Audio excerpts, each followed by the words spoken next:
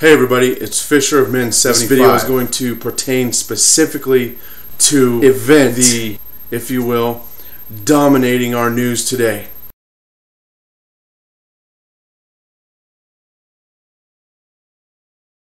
I have got to get this out. I cannot be silent. My image looks different. In fact, you can't even really tell it's me. That is to make a point. It's what you guys want. You want a caricature of reality. You want a made-up, fictional thing. And that is what they have given us in this case of the death, the murder of Osama bin Laden. As we celebrate execution of this man, I'm going to present you guys with some facts and some evidence, expose the works of darkness. You guys know serving Christ, the Lord, proclaiming the gospel, worshiping God, and glorifying Him is my primary end game. But within that context, I am fully convinced that other truths must be talked about, and deceptions and heresies and evil must be exposed. Do you realize that we are involved in a war on terror? Do you realize that that is an oxymoron? Because terrorism is a tactic. It is not something you war upon. It is a tactic of really underhanded war. Not to mention, it is simply a noun. And we have made war on a noun, just like war on drugs, war on poverty, are all hoaxes, are all machinations to lead you away from the reality, from the horror of a failing economy, of your rights being taken away. Do you guys realize that Osama bin Laden has been declared dead 9-10 times? And in 2001, he was declared dead, the late 2001, if not early 2002. He had severe health issues with his liver. He had to be on a machine. He could not get around. And one of the top counter-terror agents, Steve Pachenko, he has basically written a book on psychological warfare. Served 5 different presidents. Been in many an administration dealing with counterterrorism, and he is still said recently that he would testify before a grand jury that Osama was dead and that 9/11 was an inside job. Friends, I want to tell you something. You know, my worst nightmare is absolutely the thought that I would awaken to the horror of a terminal America infested by career criminals and certifiable morons. It just makes my off-color dreams, they don't seem so bad in light of that horror. When I wake up and I realize that we are literally being manipulated by career criminals who say that they are our leaders, and we are allowing this to happen. Do you realize there are 445 people who are consist of our government? 300 million Americans. You know, there is nothing worse to me than a public majority that takes everything they hear from the mouths of political warlocks at face value. Even the fear of death is truly a pittance compared to the threat of being enveloped by a stampeding herd of frightened, stupid humans. We live in a culture that inflicts great punishment on those who know and lavishes enticing but short-lived rewards on those who ignore. In such a place as this, meaning disappears and countries die. So why is it that those who stand up and say, look, this is what's happening, this is what's going on, they're the ones that get put down and called out as really homegrown terrorists? Because if you look at the actual MIAC reports and the Homeland Security papers that have been given to our local law enforcement, they are not targeting men in caves who wear turbans. Okay, they are targeting men who are passionate about the First and Second Amendment, who are passionate about the Constitution.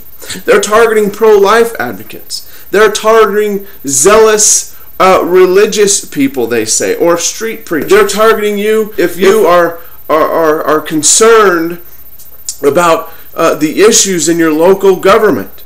and you are going down to the council meetings and saying anything that seems to lead to the fact that you might on an absolute truth. They are after those kinds of things.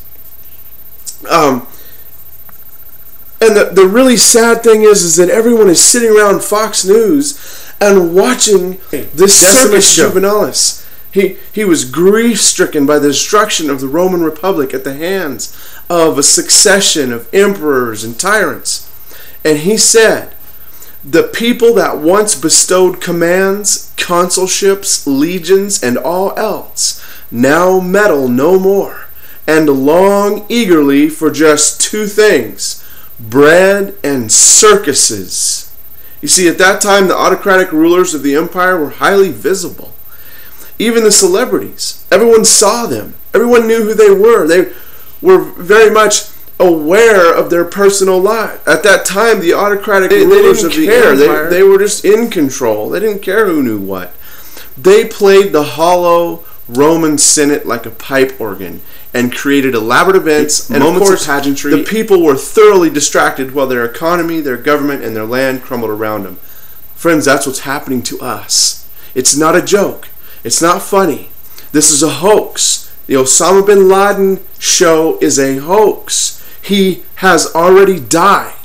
And this is a big, elaborate scam to lead you, like with hooks in your noses, down the primrose path, along with the previous escapade of the idiotic monarchies, waste of millions of tax dollars, dressed up in nutcracker uniforms, pretending that there's some kind of gallantry in the union of these two people. America is ripping apart at the seams. Our currency has been destroyed. Our treasury is indebted beyond the point of any return. The cost of our daily survival is quickly rising beyond any average person's means to pay. And our political system is never-ending parade of googly-eyed Muppets singing and dancing to the tune of the false left-right paradigm. Yes, that's right. The false left-right paradigm. The old boss is starting to look a lot like the new boss because they're all on the same team. It might as well be World Wrestling Federation. They come out, they say the big scary words, and they go have dinner together, and they talk about how they're going to make the next big show play out. And that's why this current thing where the government has changed their stories within 48 hours about Osama really raises an eyebrow, because they never do that. And so I'm not going to sit here and argue about some of these little nuances that they're throwing out there to really, I believe, make people who are concerned with the truth look insane. That's why I wanted to target really the philosophical side of this and what is happening to your minds and to your families and to really the very fabric of our country in the future for our children. Because things are bad. But apparently our impending doom is not as entertaining as the Osama bin Laden show, which has been written and choreographed like a bad Tom Clancy novel or a contrived episode of 24. You know, where Jack Bauer finally shoots bin Laden in the head with his hawk-like vision and badass marksmanship, while Osama, in typical TV fashion, he grabs a woman as a human shield. You know, this is ridiculous. They've also come out and they've changed that, and that, again, back to what I just said, is really a ruse to really confuse and get the public really hashing things out. Because, you know, the quickest way to deter people from the horrifying truths of crashing economy is a war. And I'm sure they're going to falsely and unjustly take us into a war with Pakistan. Because I'll tell you something, they keep talking about how Pakistan knew he was there. Well, friends, let me tell you something. The CIA has worked together with the Pakistani intelligence hand in glove from day one. Pakistan has always done exactly what we asked them to. So if they mysteriously knew that Osama was there, I guarantee you, so did we. And by the way, even if he was not dead, even if he was there in that building, I got to tell you, we got the wrong guy, okay? Because Osama did not commit 9/11. And we need to wake up to that. And if you want to see a very good debate, you can go to www.desertmanna.spruz.com and click on forums and click on Was 9/11 an Inside Job to see a very succinct, clear debate with all the information there in one place. And you can find out that this atrocious act was actually not committed by men in turbans living in caves, but was committed by very rich, fat white men. The evidence is all there. So even on the FBI Most Wanted website, you can go there, you can see that Osama bin Laden was never charged for 9/11. But yet, we're made to believe that the boogeyman is dead. They unjustly killed this man. Told that America has won the day. We can walk a little taller and we can celebrate ourselves. Friends, this quite frankly makes me very sick to my stomach. Very sick to my stomach. And this whole war has been an absolute waste and has ruined our country yet again as we play around in the sand for no reason but to make rich men richer. And that plaque on the wall back there, if you can see it, is called a blood chit. BLOODCHIT. My dad carried that with him in Vietnam. My dad was a hero, not because he fought for his country, but because he rescued doomed men against orders. Okay? Currently, this war is as useless, wasteful, and idiotic as Vietnam was, if not more so. And you continue to buy into these things. I can't believe what some of my friends say to me. We need to get fired up. We need to get concerned about these issues and not joke around about them, but actually talk about them. How long are we supposed to really endure this hokey carnival ride before we finally start focusing on legitimately important issues? You see, that's up to us. Day after day, we allow ourselves to be conned, befuddled, and frightened by a cast of clowns and freaks. Why do we do this? How can we stop the madness? Well, we have to understand how the propaganda works before we can diffuse it. Now let's examine some of the tactics of disinformation being used today, okay, as well as the purpose behind some of America's most prominent distractions. Now, a collapsing dollar, state funding on the brink, a still irradiated Japan, gasoline price spikes, and the only thing that has lately been able to draw people outside of their television and microwave fajita saturated cocoons is this orchestrated hoax of Osama bin Laden's death. Now, no independently corroborated physical evidence, no independently corroborated video, body dumped at sea in less than a day without independent verification of the identity. Maybe this was to prevent there from being a zombie Osama bin Laden, because maybe when you dump terrorists in the ocean, they don't come back from the dead. Friends, let me point you to something. You know that it violates all kinds of international law to dump bodies into old Davy Jones's locker anymore. There is severe penalty for it, at least for us anyway. But we're expected to believe that the government just whips that one out and puts him right in the ocean. And they're actually breaking international laws for doing so. I bet that almost every one of you would sit and argue with me about this supposed secret mission to kill Osama bin Laden. Let's go do keg stands on the White House lawn. Come on, we're America. Did you realize a boogeyman is very powerful for corrupt governments? In fact, every despotic regime in history has concocted one fantasy villain after another in order to maintain their psychological stranglehold on the populace. Listen, the world that we experience through what is often termed the mainstream is quite simply because we want to find out what is practical, not the simplest explanation. You know, like, I mean, I would replace the word simplest with the word practical. what I deem as practical, the influence of elite minorities over the flow of historical event, okay, may be considered outlandish by others because their perception is skewed by the lack of knowledge. Perception changes with knowledge. Practical explanation changes with awareness. The underlying truth, after all is said and done, is constant. The truth does not change. We change. Okay? So, a piece of truth, an evidence I would give you. A man named Anwar al-Awlaki, a very top Al-Qaeda agent, or whatever you want to call him, he was invited to dine at the Pentagon days after 9/11.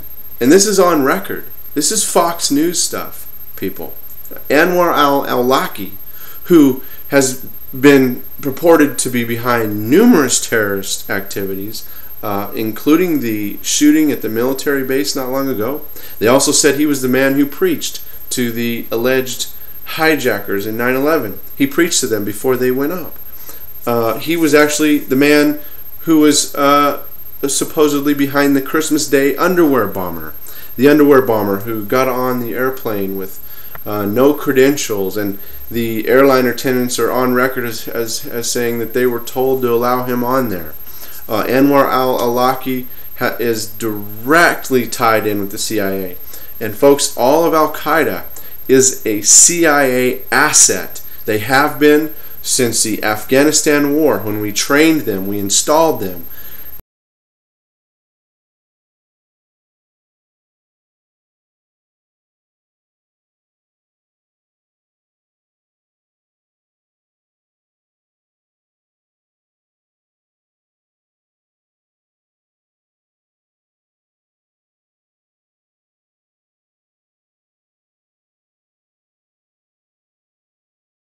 Osama bin Laden has a CIA handle, Tim Osman. He was trained by them, and he was our lapdog. And all of Al-Qaeda is. They're very convenient. We use them to do something, then we go in, we can offer the solution.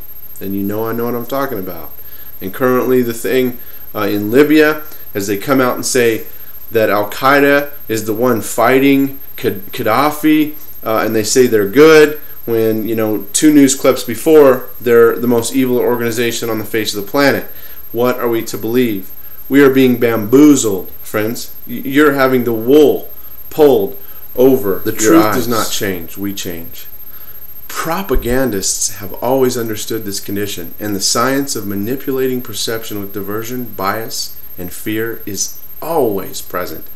Whether it's a fake attack on an Al-Qaeda compound supposedly containing a bin Laden body will never see firsthand, a sham of an election with marionette candidates, a war in Libya that is never officially categorized as a war, you will be lied to by government. And these lies, whether you accept it or not, will eventually hurt you or someone you care about.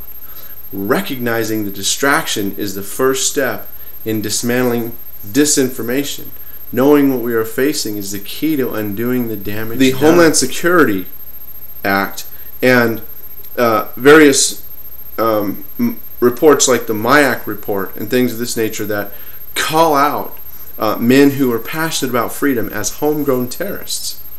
And what has happened is you have allowed the hysteria of these masterminded acts of terror done by our own leaders to then cause an open road into our country for all of these socialistic agendas and really what you would call an Orwellian nightmare. 1984, George Orwell's book about the confinement of a nation by so many subterfuge tactics that literally, if I was to go into it, they're happening as we speak. They're happening today.